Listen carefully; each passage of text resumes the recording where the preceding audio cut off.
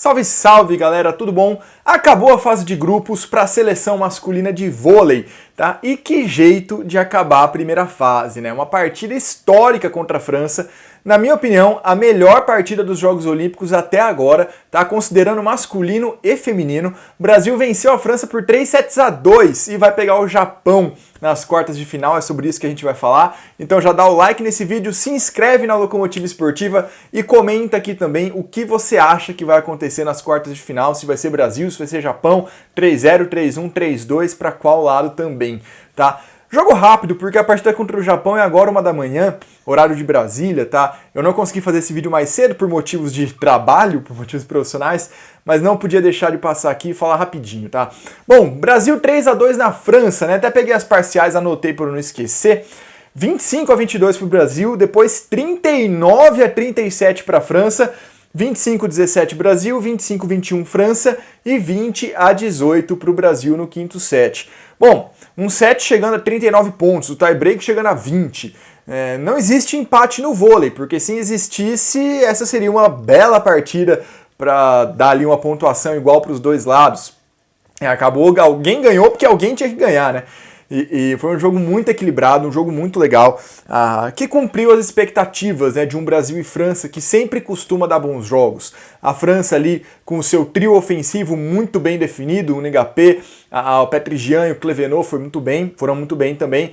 O Le Goff e o Barthélemy foram interessantes ali no bloqueio, mas o Lucão foi o grande diferencial do Brasil.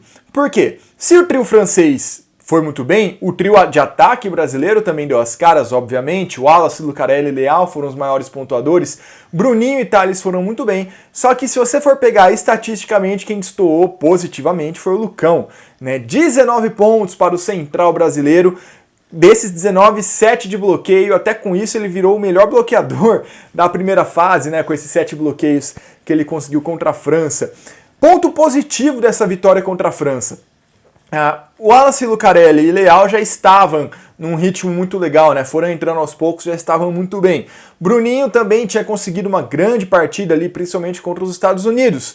Dessa vez, Lucão e Thales, que mostraram por que foram para Tóquio, né? O Thales, que estava sendo um pouco questionado, mas estatisticamente está muito bem, fez uma grande partida contra a França. Lucão também foi ali um ponto de desequilíbrio para o lado brasileiro. Então a gente pode dizer que o Brasil está indo para o mata-mata, está indo para as quartas de final com todo mundo ali redondinho, né? Com todo mundo ali jogando o melhor que pode, o melhor que já apresentou, pelo menos desde o início da preparação. Vamos considerar aí desde o início da VNL, né? Da Nations League. Eu acho que dá para a gente falar nesse sentido. A França, né, precisava vencer para se garantir ali e tentar fugir da Polônia, pelo menos, mas o Brasil acabou levando essa partida. Foi um jogo muito legal, um jogo que invadiu a madrugada, todo mundo acompanhou. E com isso o Brasil vai pegar o Japão, né? O Brasil ficou em segundo, a vitória contra a França não foi suficiente para ultrapassar a Rússia, que terminou em primeiro lugar no grupo. E no sorteio ali das quartas de final, o Brasil vai pegar o Japão.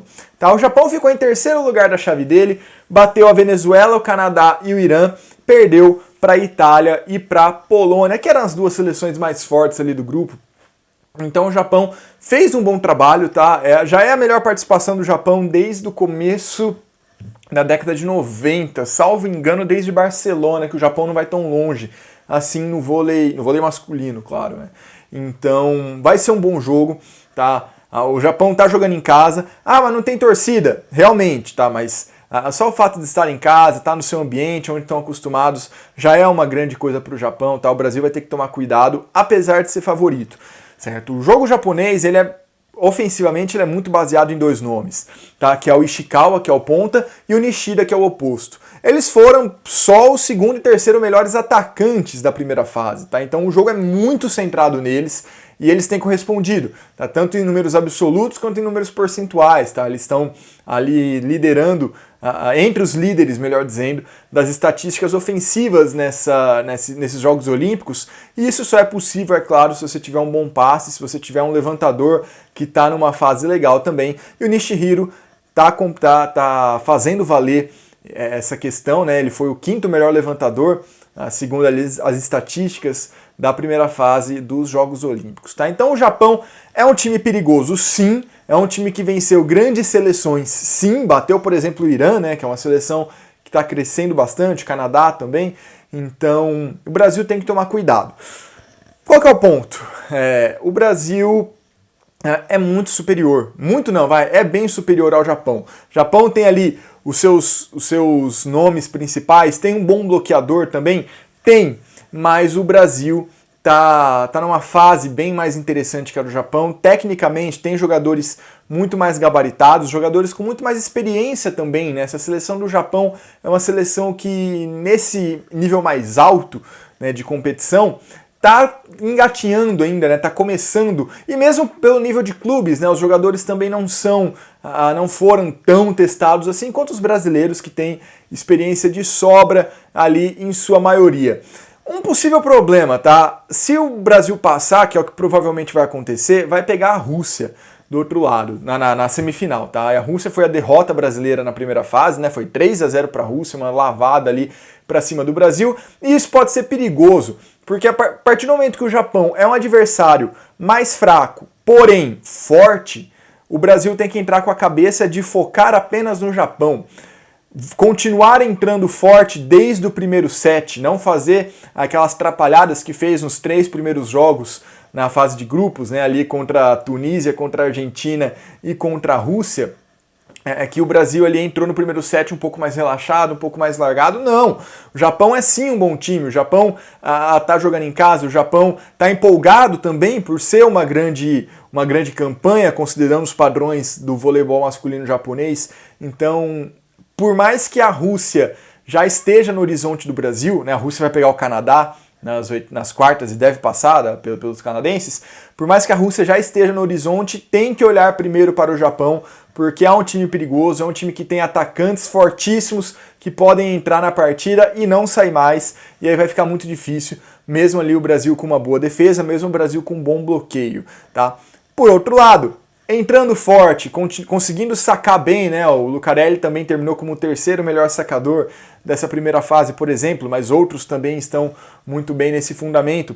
Entrando forte, tirando esses pontos positivos do Japão, tirando esses dois atacantes, né? O Ishikawa e o Nishida, as coisas ficam muito mais fáceis, tá? O Japão, ele venceu fortes seleções, só que as mais fortes do seu grupo ele não conseguiu passar.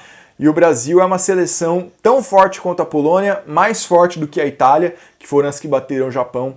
Então, apesar de ter ali esse componente eliminatório, esse componente mata-mata, o Brasil tem totais condições de passar. E aí sim, depois focar na Rússia. Beleza, galera? Era isso então, jogo 1h da manhã, horário de Brasília. Não se esquece de se inscrever aqui na Locomotiva, curtir esse vídeo e comentar qual vai ser o placar, qual vai ser o destaque desse jogo. Beleza, galera? Muito obrigado, até a próxima. Falou, vai Brasil!